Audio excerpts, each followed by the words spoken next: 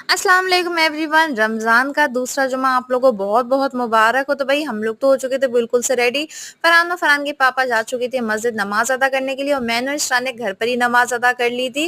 और फिर हम लोग को आज जाना था अप्पी लोगों के घर रोज़ा इफ्तार में। और वैसे भी आज फरहान के पापा की थी छुट्टी, तो मैं तो बिल्कुल से फ्री थी। और आज हम लोग का रेस्टोरेंट भी हम लोगों ने खैर ऑफ कर दिया था क्योंकि हम लोग को जाना था।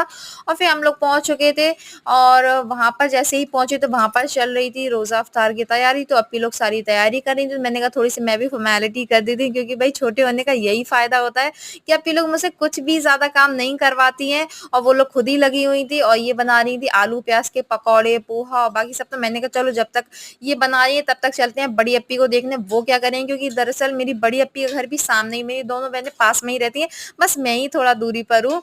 तो बड़ी अप्पी की कर रही थी, वो बना रही थी खस्ते का आटा गूँध रही थी और पोहे वाले कटलेट के लिए आलू बॉयल कर रही थी। ये सब लगी हुई थी तैयारी में, तो मैंने कहा थोड़ी-सी अप्पी की भी हेल्प कर देते हैं।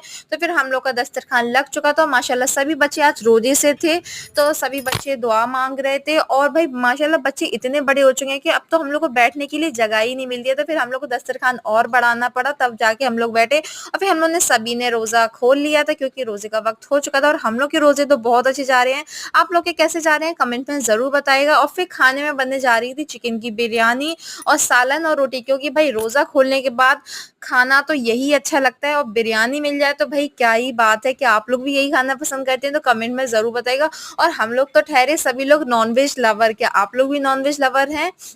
तो बताइएगा ज़रूर। तो फिर हम लोग का दस्तरखान लग चुका था, लेकिन पहले हम लोगों ने बिठा लिया बच्चों को, तो बच्चे सभी लोग खाना खा चुके थे और फिर हम लोगों ने भी खाना खा लिया था। लेकिन खाना खाते ही खाते हम लोग का प्लान बना, क्योंकि भैया-भाभी भी आए हुए थे रोज़ा इफ्तार में, तो उन्होंने कहा चलो तुम लोग को घुमाने के लिए कहीं ले चलते हैं। तो फिर हम लोग सब लोग बैठे कार में और फिर हम लोग चले गए घूमने के लिए। लेकिन हम लोग का प्लान बिल्कुल से फ्लॉप हो गया था क्योंकि उस दिन थी होली और हम लोग पहुँच गए, तो हम लोग को जाना थोड़ा दूरी पर था, लेकिन हम लोग गाड़ी में बैठे तो फिर हम लोग को पता ही नहीं चला हम लोग कब पहुँच गए कुंदन ढाबे। लेकिन जब वहाँ पहुँचे तो कुंदन ढाबा बंद था, तो हम लोग का प्लान तो बिल्कुल से फ्लॉप हो गया था। तो कोई नहीं, हम लोगों ने कहा चलो चलते हैं। फिर हम लोग वापस आ गए, तो फिर हम लोग पहुँचे सदर, तो हमने कहा चलो कुछ जब बाहर निकले हैं तो कुछ तो खा ही लेते हैं।